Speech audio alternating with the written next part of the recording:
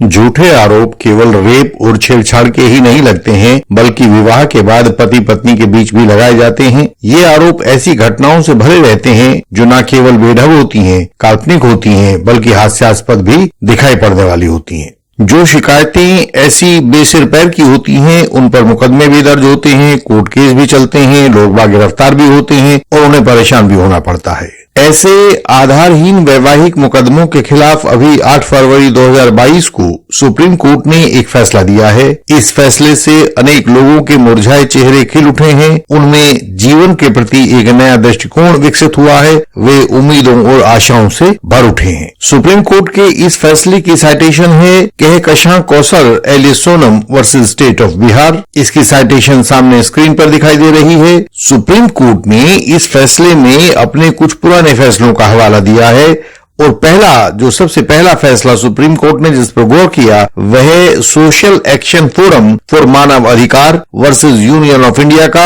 2018 का एक केस था। उसमें कहा गया था कि सेक्शन 498A का संविधान सम्मत होना किसी को यह लाइसेंस नहीं दे देता है कि अभद्र लोग इसके माध्यम से अपने व्यक्तिगत खुन्नस निकालें या किसी को परेशान करें, प्रताड़ित करें। अब यह कानून निर्माताओं को देखना होगा कि वे इन झूठे शिकायतकर्ताओं के साथ कैसे निपटते हैं, लेकिन तब तक अदालतों को वर्तमान व्यवस्था में ही ऐसे लोगों पर अंकुश लगाना होगा। सुप्रीम कोर्ट ने अपने एक अन्य महत्वपूर्ण फैसले Arnesh Kumar versus state of Bihar की भी समीक्षा की। अरनेश कुमार में यह कहा गया था कि इन वर्षों में वैवाहिक विवादों की बाढ़ सी आ गई है। इस देश में विवाह एक संस्कार माना गया है तथा सेक्शन 498 AIPC विवाहित महिला को पति व उसके रिश्तेदारों के हाथों प्रताड़ित होने से बचाने के उद्देश्य से लाया गया था, लेकिन आजकल पति और उसके रिश्तेदार प्रताड़ितों की श्रेणी में आ गए हैं। उन लोगों को प्रताड़ित करने के लिए सेक्शन 498 AIPC का उपयोग किया जा रहा है। अनेक केसों में बिस्तर पर पड़े पति के दादा दादियों, विदेशों में दशकों से बसी उनकी बहनों को भी गिरफ्तार किया जा रहा है। सुप्रीम कोर्ट ने एक अपने अन्य पुराने केस का जिक्र किया, Preeti Gupta versus state of Jharkhand 2010 का यह केस है। उसमें सुप्रीम कोर्ट ने लिखा था, यह देखने में आया है कि सेक्शन 498 AIPC की अधिकांश शिकायतें छोटी छोटी बातों पर तैश में आकर और बिना सोचे विचारे फाइल की जाती हैं। हम ऐसी भी शिकायतें देखते हैं जो गलत आधार पर किन्हीं छिपे उद्देश्यों की प्राप्ति के लिए की जाती हैं, यानी कि दिखाया कुछ और जाता है और उसमें पिटिशनर प्राप्त कुछ और करना चाहती है। साथ ही दहेज प्रताड़ना के सही केस भी बढ़े हैं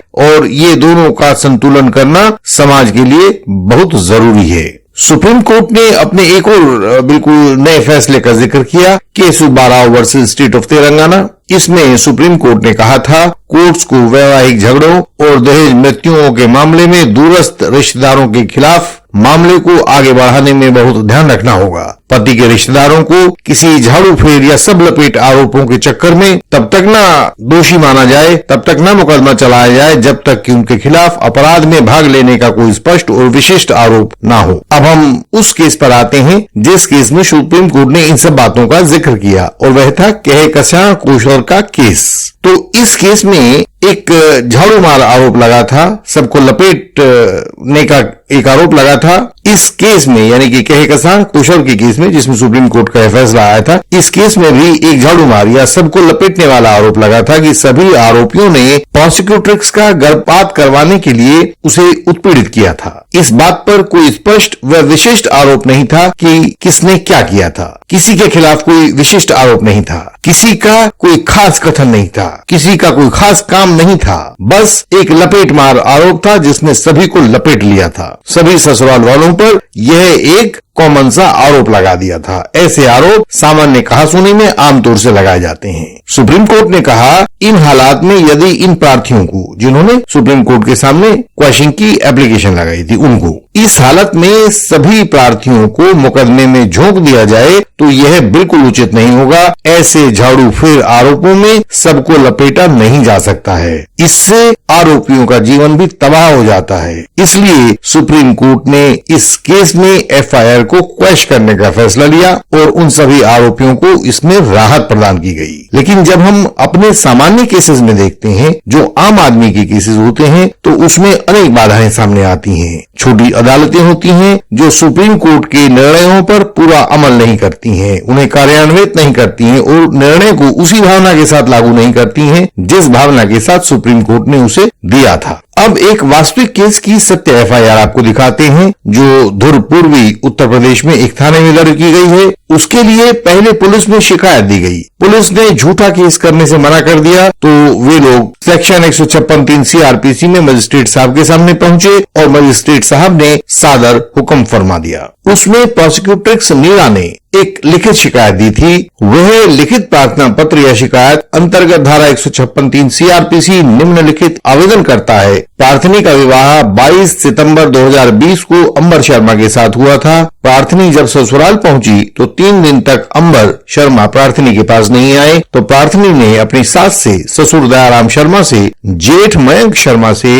जेठानी प्रज्ञा शर्मा से और छोटी ननद विभा शर्मा से अनुरोध किया कि प्रार्थनी के पति का प्रार्थनी से मिलन करवाया जाए, लेकिन सब चुप रहे। फिर बोले कि जब तक दहेज नहीं लाओगी तो तुम्हें तुम्हारा स्थान नहीं मिलेगा। प्रार्थनी की शादी में उसके पिता ने 1,21,000 रुपये नकद, 5 तोला सोना आभूषण व घर के उपयोग का सारा सामान प्रार्थनी के ससुराल वालों के मांगने पर उनको दिया था। लेकिन प्रार्थनी के ससुराल वाले और ज्यादा दहेज की मांग कर रहे थे। प्रार्थनी ने कहा कि उसके पिता ने पहले ही बहुत कर्ज लेकर प्रार्थनी की शादी की है, वे और ज्यादा दहेज नहीं दे सकते हैं। उन सब ने, यानी कि ससुराल वालों ने, प्रार्थनी के परिवार वालों का अपमान किया। उन्होंने कहा कि प्रार्थनी भिखारियों की बेटी है, जब तक प्रार्थनी दहेज नहीं लाएगी तो उसे उसका पति छुएगा भी नहीं। उसके बाद 26 सितंबर 2020 की रात में प्रार्थनी ने अपनी सुहागरात मनाई, लेकिन प्रथम मिलन के बाद उसने प्रार्थनी को बताया कि वह अंबर नहीं है, प्रार्थनी का जेठ मयंक है।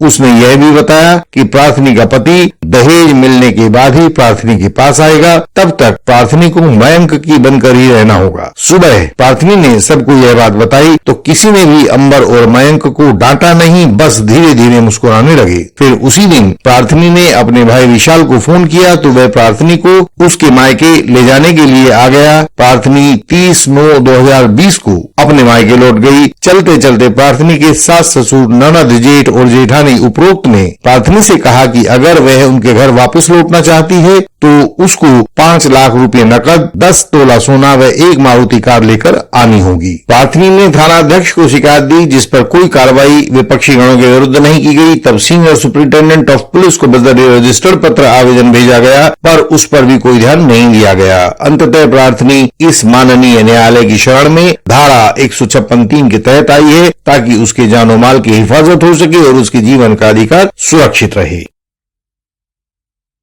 अभी हमने देखा कि सुप्रीम कोर्ट ने ऐसे झाड़ू फेर एफआईआर के खिलाफ अपना ये फैसला दिया था। अभी हमने उसको पढ़ा और देखा है। उस केस में अपलेंट्स कहकशां कौसर और दूसरे बहुत भाग्यवान लोग थे जिनके मामले को न्याय किए जाने के काबिल माना गया। आप लोग अपने चारों तरफ देखते हैं कि कहकशां कौसर जैसे केस बहुत सारे बिखरे पड़े हैं। उनमें वही कानून लगाकर आरोपियों को लाभ क्यों नहीं दिया जा रहा है? यदि सुप्रीम कोर्ट ने कोई कानून बना दिया है तो उसे लागू कौन करवाएगा? यदि कोई निचली अदालत उसको नहीं मानती है तो उसके लिए क्या दंड होना चाहिए? अब यदि इस नीरा द्वारा अंबर के खिलाफ लगाए गए आरोपों को देखें तो हमें बहुत चीजें देखने को मिलती हैं। क्या यह संभव है कि महिला को अपने साथ लेटने वाले पुरुष का पता न चले और बाद में पुरुष चलता चलता अपना परिचय दे दे और कहे कि जाओ और मेरे खिलाफ केस बनवा दो पुलिस में? दूसरी बात यह है, क्या यह संभव है कि रात में महिला का जेठ द्वारा रेप हो जाए और वह घर वालों को यह बात बताने के लिए सुबह तक का इंतजार करे? और भी संदेह होते हैं। ऐसे आरोप के बावजूद भी वह अपने भाई के आने का 3 या 4 दिन तक इंतजार करती है